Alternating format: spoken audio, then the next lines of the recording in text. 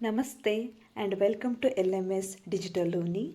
Dear students, in this class we are going to solve one more problem on amalgamation in the nature of purchase. Let's begin today's session. Sun Limited and Moon Limited decided to amalgamate their business and form a new company called Sunshine Limited with an authorized capital of rupees 15 lakh divided into shares of rupees 10 each. ಇಲ್ಲಿ Sun limited ಮತ್ತು Moon limited ಅನ್ನುವ ಕಂಪನಿಗಳು amalgamate ಆಗ್ತಾ ಇವೆ. ಹಾಗೆಯೇ ಅವರು ಒಂದು ಹೊಸ ಕಂಪನಿಯನ್ನು ಫಾರ್ಮ್ ಮಾಡ್ತಾ ಇದ್ದಾರೆ. ಆ ಕಂಪನಿಯ ನೇಮ್ ಏನು ಅಂದರೆ ಸನ್ಶೈನ್ ಲಿಮಿಟೆಡ್. ಈ ಸನ್ಶೈನ್ ಲಿಮಿಟೆಡ್ ಅನ್ನುವ ಕಂಪನಿ 15 ಲ್ಯಾಕ್ ರುಪೀಸ್ ಅಥೊರೈಸ್ಡ್ ಕ್ಯಾಪಿಟಲನ್ನು ಹೊಂದಿರುತ್ತೆ.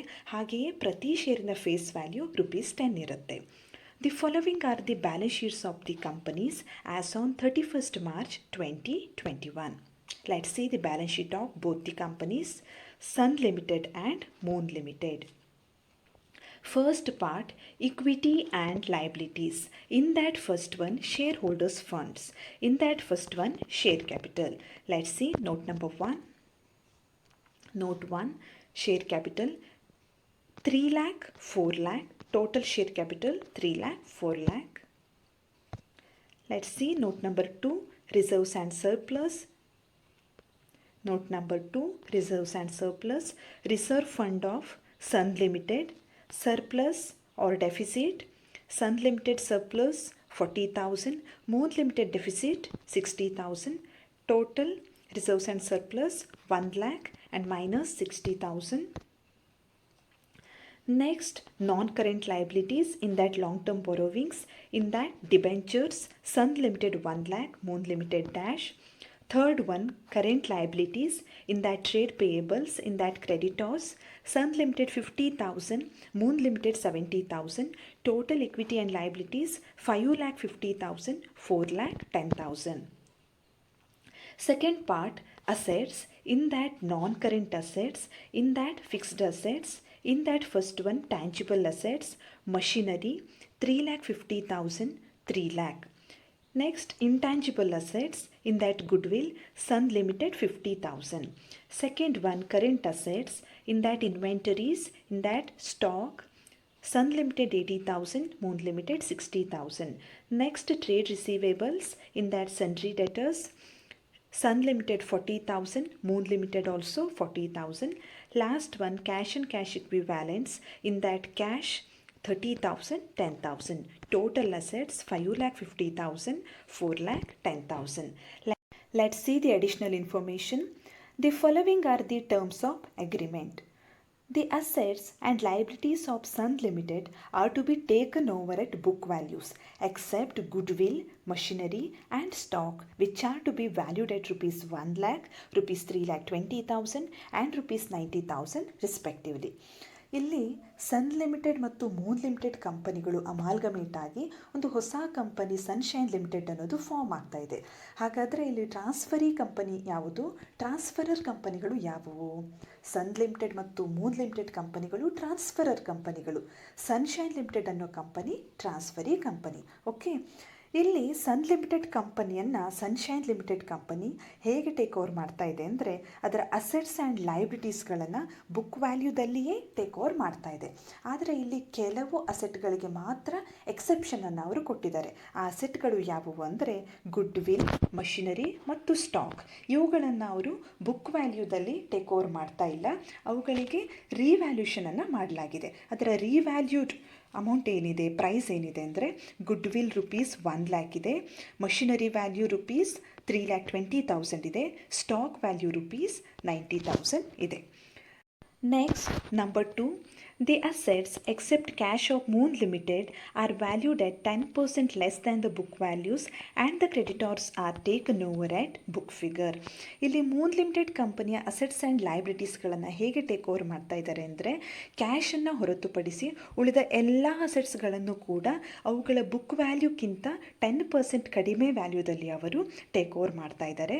ಹಾಗೆ ಕ್ರೆಡಿಟರ್ಸನ್ನು ಅವರು ಬುಕ್ ವ್ಯಾಲ್ಯೂ ಏನಿದೆಯೋ ಅದೇ ವ್ಯಾಲ್ಯೂದಲ್ಲಿಯೇ ಟೇಕ್ ಓವರ್ ಮಾಡ್ತಾ ಇದ್ದಾರೆ. Here you have to prepare amalgamated balance sheet. ಇಲ್ಲಿ ನೀವು amalgamated balance sheet ಅನ್ನು ಪ್ರಿಪೇರ್ ಮಾಡಬೇಕು. Here one note is also given. Amalgamation is in the nature of purchase. ಇಲ್ಲಿ ಅಮಾಲ್ಗಮೇಷನ್ ಅನ್ನೋದು ಪರ್ಚೇಸ್ ನೇಚರಲ್ಲಿ ಇದೆ. ಇನ್ ಕೇಸ್ ಅವರು ಇನ್ಫಾರ್ಮೇಷನನ್ನು ಕೊಡದೇ ಇದ್ದರೂ ಕೂಡ ನೀವು ಫೈಂಡ್ ಔಟ್ ಮಾಡ್ಬೋದಿತ್ತು. ಯಾಕೆಂದರೆ ಇಲ್ಲಿ ಅಸೆಟ್ಸ್ಗಳ ರಿವ್ಯಾಲ್ಯೂಷನ್ ಆಗಿದೆ. Amalgamation in the nature of ಮರ್ಜರಲ್ಲಿ ಅಸೆಟ್ಸ್ಗಳನ್ನು ನಾವು ಬುಕ್ ವ್ಯಾಲ್ಯೂದಲ್ಲಿಯೇ ರೆಕಾರ್ಡ್ ಮಾಡ್ತೇವೆ. ಆದರೆ ಇಲ್ಲಿ ರಿವ್ಯಾಲ್ಯೂಷನ್ ಆಗಿದೆ, ಅಗ್ರೀಡ್ ವ್ಯಾಲ್ಯೂಸನ್ನು ಕೊಟ್ಟಿದ್ದಾರೆ.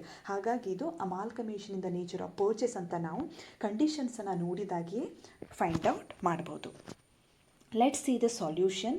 ಯಾವುದೇ ಒಂದು ಅಮಾಲ್ಗಮೇಷನ್ ಪ್ರಾಬ್ಲಮ್ ಇರಲಿ, ಮೊದಲಿಗೆ ನಾವು ಪರ್ಚೇಸ್ ಕನ್ಸಿಡರೇಷನನ್ನು ಕಂಪ್ಯೂಟ್ ಮಾಡಬೇಕು. ಇಲ್ಲಿ ಪೇಮೆಂಟಿಗೆ ಸಂಬಂಧಪಟ್ಟಂತೆ ಯಾವುದೇ ರೀತಿಯ ಮಾಹಿತಿಯನ್ನು ನಮಗೆ ಅವರು ಕೊಟ್ಟಿಲ್ಲ. ಯು ಸಿ, ಯಾವುದೇ ರೀತಿಯ ಮಾಹಿತಿಯನ್ನು ಅವರು ಕೊಟ್ಟಿಲ್ಲ. ಸೊ ನಾವು ಇಲ್ಲಿ ನೆಟ್ ಅಸೆಟ್ಸ್ ಮೆಥಡನ್ನು ಯೂಸ್ ಮಾಡಿ ಪರ್ಚೇಸ್ ಕನ್ಸಿಡರೇಷನನ್ನು ಕಂಪ್ಯೂಟ್ ಮಾಡಬೇಕು. ಮೊದಲಿಗೆ ನಾವು ಸನ್ ಲಿಮಿಟೆಡ್ ಕಂಪನಿಯ ಪರ್ಚೇಸ್ ಕನ್ಸಿಡರೇಷನನ್ನು ಕಂಪ್ಯೂಟ್ ಮಾಡೋಣ. What's the formula here? Here we have to take value of assets taken over and from that we have to deduct liabilities taken over. ಇಲ್ಲಿ agreed ವ್ಯಾಲ್ಯೂನೇ ನಾವು ಕನ್ಸಿಡರ್ ಮಾಡಬೇಕು, ಯಾಕೆಂದರೆ ಇದು ಪರ್ಚೇಸ್ ಮೆಥಡ್ ಇದೆ. ಸೊ ಮೊದಲಿಗೆ ನಾವು ಎಲ್ಲ ಅಸೆಟ್ಸ್ಗಳನ್ನು ಅವುಗಳ ಅಗ್ರೀಡ್ ವ್ಯಾಲ್ಯೂದಲ್ಲಿ ಬರ್ಕೊಳ್ಬೇಕು. ಆಮೇಲೆ ಅದರ ಟೋಟಲನ್ನು ನಾವು ತೆಗೆದುಕೊಂಡು ಟೋಟಲ್ ಲಯಬಿಲಿಟೀಸನ್ನು ಅದರಲ್ಲಿ ಡಿಡಕ್ಟ್ ಮಾಡಬೇಕು. Here first you see good will. ಇಲ್ಲಿ ಗುಡ್ ವಿಲ್ ವ್ಯಾಲ್ಯೂನ ಅವರು ಮೆನ್ಷನ್ ಮಾಡಿದ್ದಾರೆ. ಅಗ್ರೀಡ್ ವ್ಯಾಲ್ಯೂ ₹1,00,000 ಇದೆ. ಹಾಗೆ ಮಷಿನರಿ ವ್ಯಾಲ್ಯೂ ಕೂಡ ರಿವೈಸ್ಡ್ ವ್ಯಾಲ್ಯೂನ ಕೊಟ್ಟಿದ್ದಾರೆ, ದಟ್ ಈಸ್ $3,20,000. ಸ್ಟಾಕ್ ವ್ಯಾಲ್ಯೂನ ಕೂಡ ಅವರು ಅಡಿಷ್ನಲ್ ಇನ್ಫಾರ್ಮೇಷನಲ್ಲಿ ಕೊಟ್ಟಿದ್ದಾರೆ, ದಟ್ ಈಸ್ $90,000. ಅಗ್ರೀಡ್ ವ್ಯಾಲ್ಯೂನ ಕೊಟ್ಟಿದ್ದಾರೆ ಅವರು. ದೆನ್ ಉಳಿದ ಅಸೆಟ್ಗಳನ್ನು ನಾವು ಬುಕ್ ವ್ಯಾಲ್ಯೂದಲ್ಲಿಯೇ ತೆಗೆದುಕೊಳ್ಬೇಕು, ಯಾಕೆಂದರೆ ಉಳಿದ ಅಸೆಟ್ಗಳನ್ನು ಬುಕ್ ವ್ಯಾಲ್ಯೂದಲ್ಲಿ ಟೇಕ್ ಓವರ್ ಮಾಡಿದ್ದಾರೆ ಅಂತ ಅವರು ಇನ್ಫಾರ್ಮೇಷನನ್ನು ಕೊಟ್ಟಿದ್ದಾರೆ. You see goodwill, machinery and stock. Then sundry debtors, that is $40,000. Cash $30,000. You see debtors $40,000, cash $30,000. ಹಾಗಿದ್ರೆ ಅಸೆಟ್ಗಳ ಟೋಟಲ್ ಎಷ್ಟಾಗುತ್ತೆ? $5,80,000 ಆಗುತ್ತೆ. ಅದರಲ್ಲಿ ನಾವು ಲಯಬಿಲಿಟೀಸ್ ಟೇಕನ್ ಓವರ್, ಯಾವ ಲಯಬಿಲಿಟಿಗಳನ್ನು ಅವರು ಟೇಕ್ ಓವರ್ ಮಾಡಿದ್ದಾರೆ ಅವುಗಳ ಬುಕ್ ವ್ಯಾಲ್ಯೂನ, ಅಗ್ರೀಡ್ ವ್ಯಾಲ್ಯೂನ ತೆಗೆದುಕೊಳ್ಬೇಕು. ಆದರೆ ಅಗ್ರೀಡ್ ವ್ಯಾಲ್ಯೂನ ಅವರು ಮೆನ್ಷನ್ ಮಾಡಿಲ್ಲ, ಸೊ ನಾವು ಬುಕ್ ವ್ಯಾಲ್ಯೂನೇ ಕನ್ಸಿಡರ್ ಮಾಡಬೇಕು. You C debentures $1,00,000, creditors $50,000. Debentures $1,00,000, creditors $50,000. So total liabilities value ಎಷ್ಟಾಗುತ್ತೆ? $1,50,000. $5,80,000 ಟೋಟಲ್ ಅಸೆಟ್ಸ್ ವ್ಯಾಲ್ಯೂ, ಅದರಲ್ಲಿ ನಾವು ಟೋಟಲ್ ಲಯಬಿಲಿಟೀಸ್ ವ್ಯಾಲ್ಯೂನ ಡಿಡಕ್ಟ್ ಮಾಡಿದ್ವಿ. ಸೊ ಪರ್ಚೇಸ್ ಕನ್ಸಿಡರೇಷನ್ ಎಷ್ಟಾಗುತ್ತೆ? $4,30,000. ಇದನ್ನು ಅವರು ಇಕ್ವಿಟಿ ಶೇರ್ಸಲ್ಲೇ ಪೇ ಮಾಡ್ತಾರೆ ಅಂತ ನಾವು ಅಸ್ಯೂಮ್ ಮಾಡಬೇಕಾಗತ್ತೆ. And this is also known as value of net assets. ನಾವು ಟೋಟಲ್ ಅಸೆಟ್ಸಲ್ಲಿ ಟೋಟಲ್ ಲಯಬಿಲಿಟೀಸನ್ನು ಲೆಸ್ ಮಾಡಿದರೆ ಬರುವಂಥ ಅಮೌಂಟಿಗೆ ನಾವೇನು ಹೇಳ್ತೇವೆ? ವ್ಯಾಲ್ಯೂ ಆಫ್ ನೆಟ್ ಅಸೆಟ್ಸ್ ಅಂತ ಕೂಡ ಹೇಳ್ತೇವೆ. Next U C purchase consideration due to Moon Limited. Here first we have to take value of assets taken over. ಇಲ್ಲಿ additional ಇನ್ಫಾರ್ಮೇಷನಲ್ಲಿ ಮಾಹಿತಿಯನ್ನು ಕೊಟ್ಟಿದ್ದಾರೆ. ಕ್ಯಾಶನ್ನು ಹೊರತುಪಡಿಸಿ ಉಳಿದ ಎಲ್ಲ ಅಸೆಟ್ಗಳನ್ನು ಕೂಡ ನಾವು ಬುಕ್ ವ್ಯಾಲ್ಯೂಗಿಂತ 10% ಲೆಸ್ ವ್ಯಾಲ್ಯೂದಲ್ಲಿಯೇ ಕನ್ಸಿಡರ್ ಮಾಡಬೇಕು. ಹಿಯರ್ ಯು ಸಿ ಮಷಿನರಿ ₹3,00,000 ಇದೆ. We have to deduct 10% of that value, 3,00,000 minus 30,000, so that is 2,70,000. Next asset is stock. ಎಲ್ಲ ಅಸೆಟ್ಗಳನ್ನು ಕೂಡ 10% less than the book value ನಾವು ಕನ್ಸಿಡರ್ ಮಾಡಬೇಕು. ಸ್ಟಾಕ್ 60,000 ಇದೆ, ಅದರಲ್ಲಿ 10%ಅನ್ನು ಲೆಸ್ ಮಾಡಬೇಕು, ದಟ್ ಈಸ್ 6,000, 54,000. ಡೆಟಾಸ್ 40,000 ಇದೆ, ಅದರಲ್ಲೂ ಕೂಡ 10%ಅನ್ನು ಲೆಸ್ ಮಾಡಬೇಕು, ದಟ್ ಈಸ್ 36,000. ಕ್ಯಾಶನ್ನು ಮಾತ್ರ ಬುಕ್ ವ್ಯಾಲ್ಯೂದಲ್ಲಿಯೇ ರೆಕಾರ್ಡ್ ಮಾಡಬೇಕು. Cash ₹40,000. So total 3,70,000 total value of assets. In that we have to deduct ಕ್ರೆಡಿಟರ್ಸನ್ನು ಬುಕ್ ವ್ಯಾಲ್ಯೂದಲ್ಲಿಯೇ ಕನ್ಸಿಡರ್ ಮಾಡಬೇಕು. You see creditors 70,000. So purchase consideration due to Moon Limited is ₹3,00,000. ಇದನ್ನು equity ಶೇರ್ಸಲ್ಲೇ ಅವರು ಪೇ ಮಾಡ್ತಾರೆ ಅಂತ ಅಸ್ಯೂಮ್ ಮಾಡಬೇಕು. ಇದಕ್ಕೆ ನಾವು ವ್ಯಾಲ್ಯೂ ಆಫ್ ನೆಟ್ ಅಸೆಟ್ಸ್ ಅಂತ ಕೂಡ ಹೇಳ್ತೇವೆ. ವಿದ್ಯಾರ್ಥಿಗಳೇ, ಪರ್ಚೇಸ್ ಮೆಥಡಲ್ಲಿ ಇನ್ನೊಂದು ಇಂಪಾರ್ಟೆಂಟ್ ಕ್ಯಾಲ್ಕುಲೇಷನ್ ನಾವು ಮಾಡಬೇಕಾದದ್ದು ಅಂದರೆ calculation of goodwill or capital reserve. ಈ ಗುಡ್ ವಿಲ್ ಮತ್ತು ಕ್ಯಾಪಿಟಲ್ ರಿಸರ್ವನ್ನು ಕ್ಯಾಲ್ಕುಲೇಟ್ ಮಾಡುವಾಗ ನಾವು ಎರಡು ಎಲಿಮೆಂಟ್ಗಳನ್ನು ಕಂಪೇರ್ ಮಾಡ್ತೇವೆ. What are those things? Purchase consideration and value of net assets. In case purchase consideration net assets ವ್ಯಾಲ್ಯೂಗಿಂತ ಜಾಸ್ತಿ ಆಗಿದ್ದರೆ ಅದರ ಡಿಫ್ರೆನ್ಸನ್ನು ನಾವು ಗುಡ್ ವಿಲ್ ಅಂತ ಕನ್ಸಿಡರ್ ಮಾಡ್ತೇವೆ. In case net assets value ಜಾಸ್ತಿ ಆಗಿದ್ದು ಪರ್ಚೇಸ್ ಕನ್ಸಿಡರೇಷನ್ ವ್ಯಾಲ್ಯೂ ಕಡಿಮೆ ಆಗಿದ್ದರೆ ಅಲ್ಲಿ ನಾವು ಡಿಫ್ರೆನ್ಸನ್ನು ಕ್ಯಾಪಿಟಲ್ ರಿಸರ್ವ್ ಅಂತ ಕನ್ಸಿಡರ್ ಮಾಡ್ತೇವೆ. ಯೂಶ್ವಲಿ ಪರ್ಚೇಸ್ ಮೆಥಡಲ್ಲಿರುವಂತಹ ಪ್ರತಿಯೊಂದು ಪ್ರಾಬ್ಲಮನ್ನು ಮಾಡುವಾಗ ಕೂಡ ನಾವು ಆ ಕ್ಯಾಲ್ಕುಲೇಷನನ್ನು ಮಾಡ್ತೇವೆ. ಆದರೆ ಈ ಕೇಸಲ್ಲಿ ನೋಡಿ ನೀವು, ವ್ಯಾಲ್ಯೂ ಆಫ್ ನೆಟ್ ಅಸೆಟ್ಸ್ ಮತ್ತು ಪರ್ಚೇಸ್ ಕನ್ಸಿಡರೇಷನ್ ಎರಡೂ ಕೂಡ ಈಕ್ವಲ್ ಆಗಿದೆ. ಅಂದರೆ ನೆಟ್ ಅಸೆಟ್ಸ್ ಮೆಥಡಿನಲ್ಲಿಯೇ ನಾವು ಪರ್ಚೇಸ್ ಕನ್ಸಿಡರೇಷನನ್ನು ಕಾಂಪ್ಯೂಟ್ ಮಾಡಿದ್ದೇವೆ. ಸೊ ಇಲ್ಲಿ ಕ್ಯಾಪಿಟಲ್ ರಿಸರ್ವ್ ಮತ್ತು ಗುಡ್ ವಿಲ್ ಕ್ಯಾಲ್ಕುಲೇಷನನ್ನು ಮಾಡುವಂಥ ಅವಶ್ಯಕತೆ ಇರೋದಿಲ್ಲ. ಯಾಕೆಂದರೆ ನಾವು ನೆಟ್ ಅಸೆಟ್ಸ್ ಮೆಥಡನ್ನೇ ಯೂಸ್ ಮಾಡಿ ಇಲ್ಲಿ ಪರ್ಚೇಸ್ ಕನ್ಸಿಡರೇಷನನ್ನು ಕ್ಯಾಲ್ಕುಲೇಟ್ ಮಾಡಿದ್ವಿ. ಹಾಗಾಗಿ ಆ ಯಾವುದೇ ಕ್ಯಾಲ್ಕುಲೇಷನನ್ನು ಮಾಡುವಂಥ ಅವಶ್ಯಕತೆಯಲ್ಲಿ ಇರೋದಿಲ್ಲ. Next you see balance sheet of Sunshine Limited as on 31st March 2021 ಅಂದರೆ amalgamated balance sheet. Sun limited ಮತ್ತು ಮೂನ್ ಲಿಮಿಟೆಡ್ ಕಂಪನಿಗಳು ಅಮಾಲ್ಗಮೇಟ್ ಆಗಿ ಹೊಸದೊಂದು ಕಂಪನಿಯನ್ನು ಫಾರ್ಮ್ ಮಾಡಿದ್ದಾರೆ.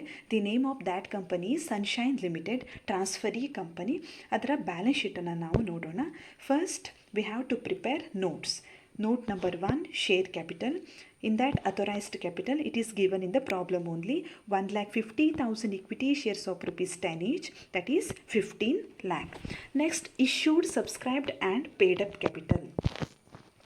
Here we have to check purchase consideration. ನಾವಿಲ್ಲಿ ಪರ್ಚೇಸ್ ಕನ್ಸಿಡರೇಷನನ್ನು ನೋಡಬೇಕು. ಇಲ್ಲಿ ನಾವು ಅಸ್ಯೂಮ್ ಮಾಡಿದ್ದೇವೆ ಟೋಟಲ್ ಪರ್ಚೇಸ್ ಕನ್ಸಿಡರೇಷನ್ ಅಮೌಂಟನ್ನು ಇಕ್ವಿಟಿ ಶೇರ್ಸಲ್ಲೇ ಅವರು ಡಿಸ್ಚಾರ್ಜ್ ಮಾಡ್ತಾರೆ ಅಂತ. You see purchase consideration due to Sun limited 4,30,000, due to Moon limited 3 lakh. Total purchase consideration 7,30,000 ಆಗುತ್ತೆ. ಇಲ್ಲಿ ಒಂದು ಇಕ್ವಿಟಿ ಶೇರಿನ ವ್ಯಾಲ್ಯೂ ₹10 ಇದೆ. So 73,000 equity shares of ₹10 each fully paid ಅಂತ ನಾವು ತೆಗೆದುಕೊಳ್ಬೇಕು. That is 7,30,000. ಹಾಗೆ ವಿದ್ಯಾರ್ಥಿಗಳೇ, ಇನ್ನೊಂದು ಪಾಯಿಂಟನ್ನು ನೀವು ನೆನಪಿನಲ್ಲಿ ಇಟ್ಕೊಳ್ಬೇಕು. ಪರ್ಚೇಸ್ ಮೆಥಡಿನಲ್ಲಿ ಟ್ರಾನ್ಸ್ಫರರ್ ಕಂಪನಿಗಳ ರಿಸರ್ವ್ಸ್ ಆ್ಯಂಡ್ ಸರ್ಪ್ಲಸನ್ನು ಟೇಕ್ ಓವರ್ ಮಾಡೋದಿಲ್ಲ, ಅವುಗಳನ್ನು ರೆಕಾರ್ಡ್ ಮಾಡೋದಿಲ್ಲ. ಇನ್ ಕೇಸ್ ಸ್ಟ್ಯಾಚ್ಯುಟರಿ ರಿಸರ್ವ್ಗಳು ಇದ್ದರೆ ಮಾತ್ರ ಅವುಗಳನ್ನು ನಾವು ಅಮಾಲ್ಗಮೇಷನ್ ಅಡ್ಜಸ್ಟ್ಮೆಂಟ್ ಅಕೌಂಟಿಗೆ ಟ್ರಾನ್ಸ್ಫರ್ ಮಾಡಿ ರೆಕಾರ್ಡ್ ಮಾಡ್ತೇವೆ. ಈ ಕೇಸಲ್ಲಿ ಯಾವುದೇ ರೀತಿಯ ಸ್ಟ್ಯಾಚ್ಯುಟರಿ ರಿಸರ್ವ್ಗಳಿಲ್ಲ. ಹಾಗಾಗಿ ನಾವು ಟ್ರಾನ್ಸ್ಫರರ್ ಕಂಪನಿಯ ರಿಸರ್ವ್ಸ್ ಆ್ಯಂಡ್ ಸರ್ಪ್ಲಸ್ ಅಥವಾ ಡೆಫಿಸಿಟ್ಗಳನ್ನು ಇಲ್ಲಿ ಕನ್ಸಿಡರ್ ಮಾಡಬಾರ್ದು. ಇವುಗಳನ್ನು ನಾವು ಕನ್ಸಿಡರ್ ಮಾಡಬಾರ್ದು. Next, note number 2 is for long-term borrowings. In that debentures, Sun Limited 1 lakh, Moon Limited nil, total 1 lakh. Next, trade payables. In that sundry creditors, Sun Limited 50,000, Moon Limited 70,000, total 1,20,000. Next, note number 4, tangible assets. In that machinery, Sun Limited 3,20,000, Moon Limited 2,70,000, total 5,90,000. Next, intangible assets. In that goodwill, Sun Limited 1 lakh, Moon Limited nil, total intangible assets 1 lakh. Next, inventories. In that stock, Sun Limited 90,000, Moon Limited 54,000, total inventories 1,44,000. Next, note number 7, trade receivables. In that sundry debtors 40,000 plus 36,000, total 76,000, total trade receivables 76,000. Next, cash and cash equivalents. In that cash in hand 30,000 plus 10,000, total 40,000. You see here, first part, equity and liabilities. In that first one, shareholders funds. In that first one, share capital. Note number 1, 7,30,000. Reserves and surplus nil. ಯಾವುದೇ reserves ಅನ್ನು ಕೂಡ ಇಲ್ಲಿ incorporate ಮಾಡ್ತಾ ಇಲ್ಲ. Total 7,30,000. Second one, non-current liabilities. In that long-term borrowings. Note number 2, total 1 lakh. Next, current liabilities. In that trade payables. Note number 3, 1,20,000. Total equity and liabilities 9,50,000. Next part, assets. In that first one, non-current assets. In that first one, fixed assets. In that tangible assets. Note number 4, 5,90,000.